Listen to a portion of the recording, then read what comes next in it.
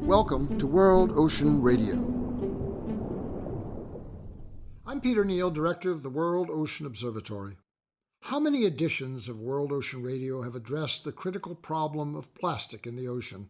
Despite constant coverage by the press, with images of plastic debris piled on beaches, flowing in rivers, swallowed by birds and fish, floating in massive accumulations in the open sea, ground into microbeads by waves and friction into an invisible threat, up into the atmosphere to circulate as rain, down into the food chain, into marine species, and ultimately into our bodies, the plastic problem persists as a physical and financial and cultural force that seems immune to reason, effective action, and solution.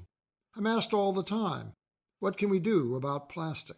The plastic challenge has been met mostly episodically, an engineering solution, a campaign to clean up beaches, a startup for recycled plastic containers, many such independent initiatives that fail sometimes because they are bad plans, but primarily because they are part of no overall coherent plan. In the meantime, a recent report by the Pew Foundation suggests that the flow of plastic into the ocean will increase by almost 300%, from 11 million metric tons in 2016 to 29 million metric tons in 2040, not an indicator of a successful strategy in place to solve the problem. The Pew report was prepared in partnership with SYSTEMIQ, self-described as a system change company, a collaborative designer that helps to create plans to transform how we live and work in 5 areas of economic endeavor: energy, nature and food, materials, urban areas, and finance. Our work, its website declares, is a unique combination of coalition building, specialist advisory services, leadership transformation, policy development, redesign of markets and value chains, capital mobilization, on-the-ground action, as well as incubation of and investment in early-stage businesses, unquote. Jargon aside, these intentions do define the essential challenge to transformational action for the ocean, and for the land too, certainly. The need for an informed and integrated strategy that will direct governments, nonprofits, municipalities, investors, and environmentalists to agree on and coalesce behind a set of findings coupled to a set of actions that confront the conventional values, structures, and behaviors that have created and perpetuate the problem.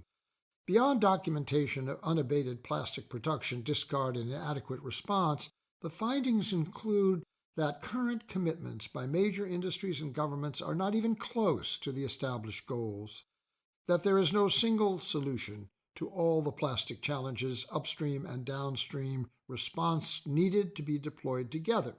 That change will require a substantial shift of investment away from production and conversion of virgin plastic to new delivery models, substitutes, recycling facilities, and collection infrastructure.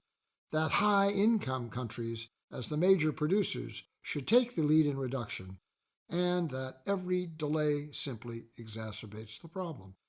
What these findings conclude is that despite assertion and intent, there is an underlying resistance to change that inhibits innovation and undermines progress. The explanation for this would seem to be the unwillingness of the plastic industry, a product based on oil, either to limit production, to invent and finance alternatives, or to redirect its profit motive toward redress, new forms of packaging, and other innovation without similar environmental and social consequence.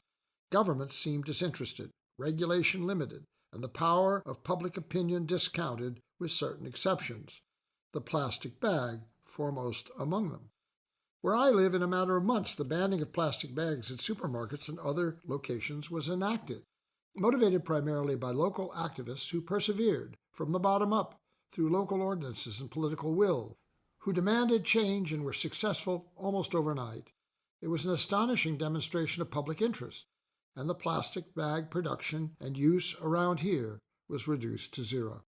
But one instance of success is not a plan. The Pew SYSTEMIQ report augmented its findings with recommendations, an outline of steps with examples that represent a coherent and provocative way forward, issues that we will discuss in future editions of World Ocean Radio. World Ocean Radio is distributed by the Public Radio Exchange and the Pacifica Network. for use by college and community radio stations worldwide. Find us wherever you listen to your favorite podcasts and at worldoceanobservatory.org.